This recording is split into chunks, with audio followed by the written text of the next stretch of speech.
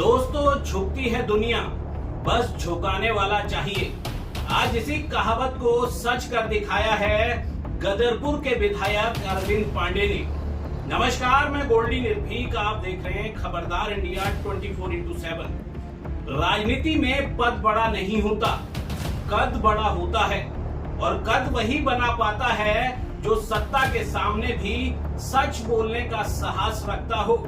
उत्तराखंड की राजनीति में पिछले कुछ वर्षों से एक चर्चा आम थी कि गदरपुर के विधायक अरविंद पांडे को राजनीतिक रूप से हाशिए पर धकेल दिया गया है।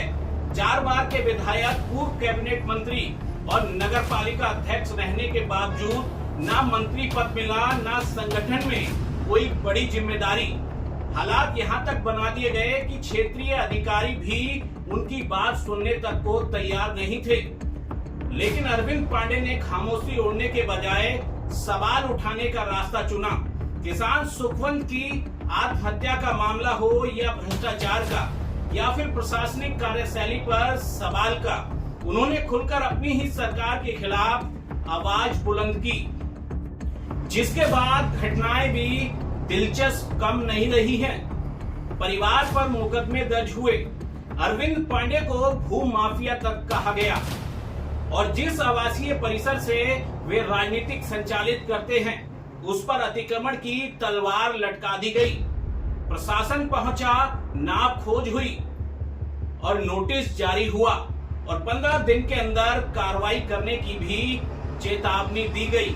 लेकिन अरविंद पांडे ने पीछे हटने के बजाय साफ कहा, अगर अतिक्रमण है तो मैं खुद इसे तोड़वाने को तैयार हूं। यहीं से कहानी बदल जाती है। जो नेता दबाव में झुकने से इनकार कर दे, जो सत्ता के भीतर रहकर सत्ता से सवाल पूछे, जो राजनीतिक कीमत चुकाने को भी तैयार हो जाए, उसे नजरअंदाज करना आसान नहीं होता। और फिर वही हुआ जिसकी चर्चा पूरे प्रदेश में है।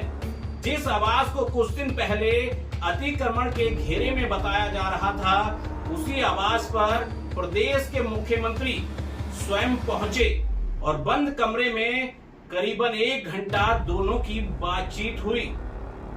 राजनीतिक गलियारों में इसे केवल शिष्टाचार मुलाकात नहीं माना जा रहा, इसे उस राजनीतिक संदेश के रूप में देखा जा रहा है जिसमें सत्ता को भी यह स्वीकार करना पड़ा कि अरविंद पांडे को नजरअंदाज करना अब आसान नहीं होगा। राजनीति में अक्सर लोग पद बचाने के लिए चुप हो जाते हैं, लेकिन कुछ लोग ऐसे भी होते हैं जो चुप रहने के बजाय संघर्ष चुनते हैं। और जब संघर्ष लंबा हो, इरादे मजबूत हो और जनहित के मुद्दे लगातार उठाए जाएं, तो आखिरकार सत्ता को भी दरवाजा खटखटाना पड़ता है। इस पूरे घटनाक्रम ने एक बात फिर साबित कर दी, राजनीति में ताकत कुर्सी से नहीं, चरित्र से पैदा होती है। और शायद इसीलिए आज उत्तराखंड की राजनीति में एक बार फिर यह कहावत गूंज रही है, झुकती है दुनिया, बस झुकाने वाला चाहिए।